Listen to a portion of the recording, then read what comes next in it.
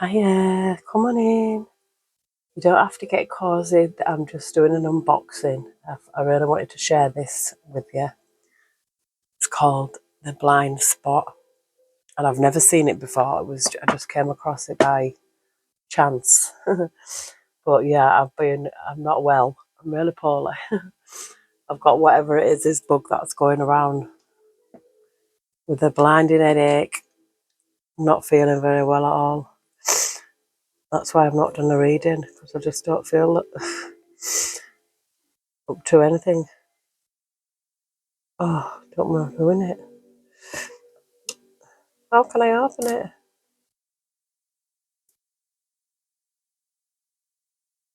I probably should have took the film off first. There we go. I really like this. It's full of is it sigils or sigil?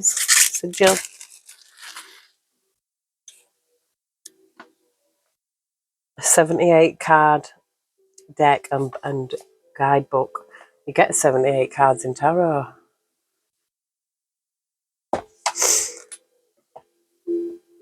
Yeah, I'm just not well. Oh, I woke up, but you know something. This is what happened to me last night. Like I'd gone to bed, fell asleep, woke up. It was like 1:40 something in the morning. Yeah, it's in order. It's 1:40 something in the morning. The sigils. That to me looks like somebody. It could be. You could actually see a lot of things in them actually, because I seen somebody sat down, and then I'm seeing like a woman here could be dancing. We had this dream that I had last night. In the dream, there were these police, and there was I just seen this big sign, and it says "New Police," and I thought, what? New police? So I've gone online, like you do, Google it. New police. Now there's a lot of new things coming out. There's like 3,000 new cameras being attached to people, attached to officers in London. Facial recognition, that's been rolled out. I don't think it's that. Also, the new police recruits have to be trained in a different way, because so obviously the training was not up to standards or sufficient. But it also gives them more powers to be violent. That's what I've seen, and I thought, whoa, it's giving them powers to be able to. It says, I'm sure it says something like smash windows, punch somebody in the face. I'm sure it was something like that, and I'm thinking, what is this? And then also something to do with a new metropolitan police, so a new police force coming in. It just makes you wonder who's controlling things. I might have to do a world reading, but I'm gonna just we'll just ask Spirit and pull a card. Dear Heavenly Spirit of the Most High, Heavenly Angels, Archangels, Spirit Guides, Ancestors of our highest good, call upon you, Heavenly Spirit, to protect our chakras from the root to the crown. Call upon you, Heavenly Spirit, to protect our energy as we channel this message. We'll call upon you, Heavenly Spirit, to block out all and any negative or evil interference, and we call upon you, Heavenly Spirit, to show the collective what they need to see right now. I think that's a 29. 29. That's what it looks like to me. Is it 29? It says wanting to be right.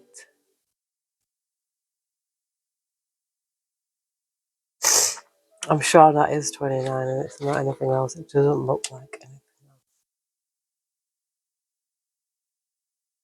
It says if you have drawn this sigil, you are not clearly seeing that either consciously or subconsciously you are wanting to be right more than you are wanting anything else. The truth in this situation is that it doesn't matter if you are right or not. You may be very wrong in this scenario, or you may be very right. Either way, what matters is that you are valuing being right over everything else, and this will lead to pain. It is a warped priority to have if you want genuine improvement to take place. If you are valuing being right over effectiveness, you need to ask yourself what your goal is. What do you get out of being right? In relationships, especially when it comes to conflict resolution, this will get us into a lot of trouble. It will make finding a solution impossible. It will lock us into a struggle of ego versus ego. We need to ask ourselves if we want to be right or have success. We need to ask ourselves if we want to be right or if we want connection, because often these things are opposed. What we tend to do when we are defending our position is that we get louder as we feel ourselves losing ground relative to something that is very important to us. We talk over others, we interrupt, we shut others down, we try to convince everyone that we are right. It is akin to an alternative reality experience because we get feverish like a dog with food aggression over a bone. It feels like this because our brain has quite literally been hijacked. Our body is being flooded with stress chemicals because it feels as though it is being threatened. It doesn't matter whether that threat is an external threat or just the threat of shame and the loss of power associated with being wrong. And so it chooses to shut down executive functions like compassion and strategy and openness. Instead, our instinct takes over and we do one of four things. We fight, keep arguing the point, flee, revert to and hide behind group consensus, or exit the scene still convinced of our own rightness. Freeze, disengage from the argument by shutting up while still maintaining our belief that we are right, or appease, make ourselves not a threat to our adversary by simply agreeing with him or her, despite still believing that we are right. In all of these scenarios, we still did not let go of the idea that we are right. We simply avoided finding a meeting of minds. We prevented the critical sharing of information and opinions. We also got the opposite reward of our body being flooded with chemicals that make us feel dominant and invincible, which happens when we argue to win. If you have drawn this sigil, you have to let go of the need to be right and instead look to be understood. To do this, you'll have to put effort into understanding others, listening to them, seeing them, and feeling them. When you do that for others, they will want to do it for you. Everyone has important questions, important opinions, perspectives, and information to share. You will soon find that the reward of actual connection will trump the feeling of being right and proving that you are right. Oh, well, that could have resonated for someone. But it's a very interesting deck. I didn't know it was that intense, that deep. Number one. Yeah, that was a lot.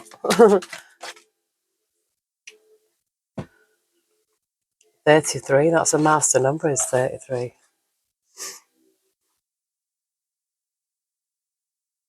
I really don't feel well, so I'm only going to read this one card. I am ill. I just don't know what to do. I thought I won't get it because I didn't get the last book that was going around, and no, I'm not exempt. If you have drawn this sigil, then what you are currently not seeing is that you are out of touch with your free will. This means in your life in general and in the... What am I reading the wrong card? Why did I see? So it might have something to do with free will because I just started reading that as if that I was on the right card. It's about feeling free and empowered. Ooh.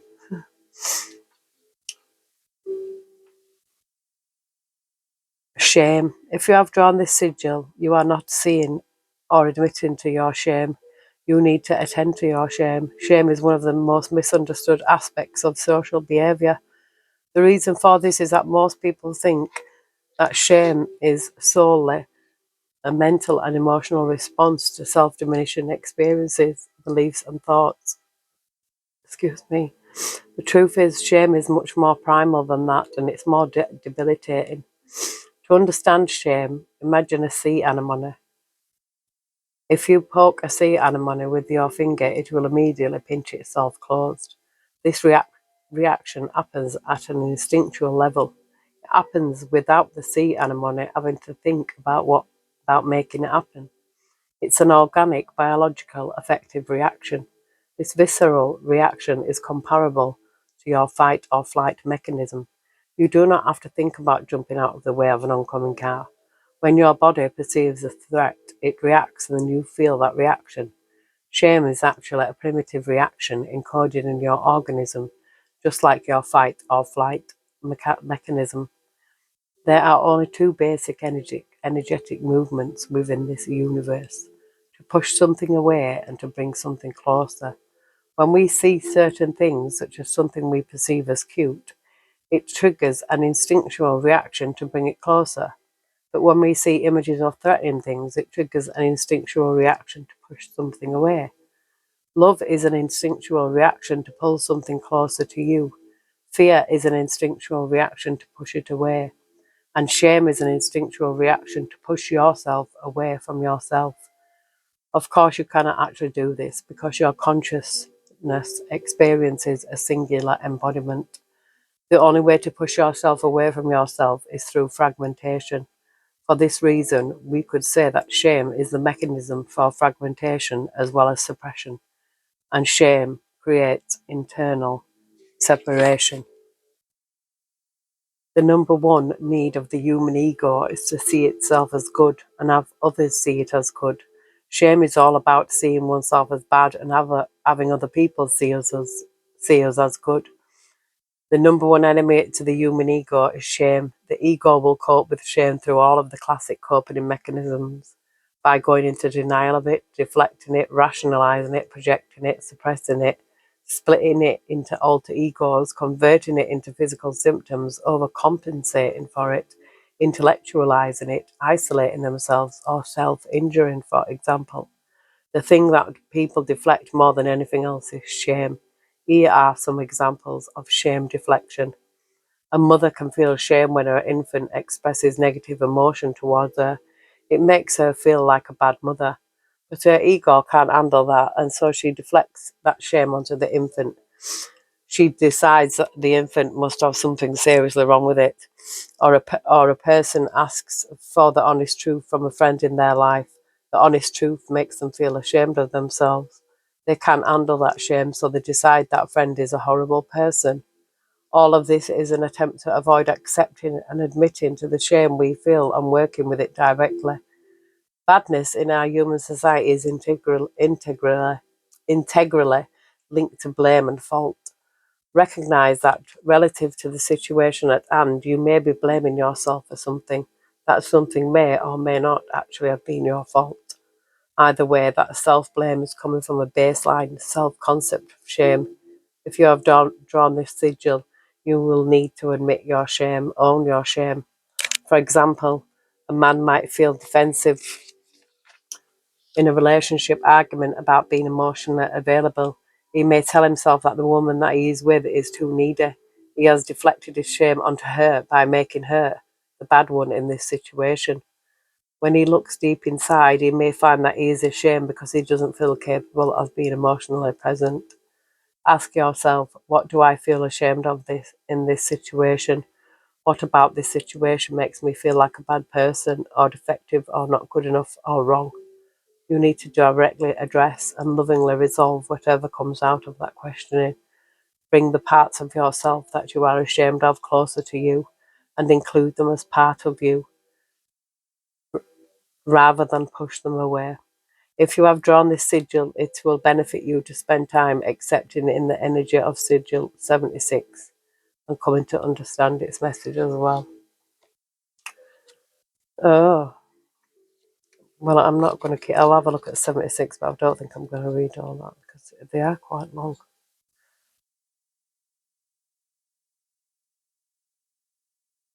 Oh, I think it meant the 76, the sigil 76.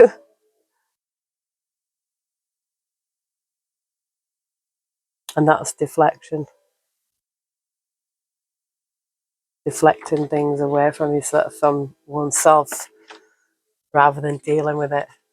I think we all do. We've all done it. especially when, you know, someone's hitting on to the truth and you don't like it, he will deflect that way. But yeah, owning up and saying, yeah, I'll do me, you do you, whatever. Yeah. But yeah, I hope you enjoyed my unboxing, and I'm going to be back soon when I am feeling a lot better. I love you all. Take care. God bless, and I will see you soon.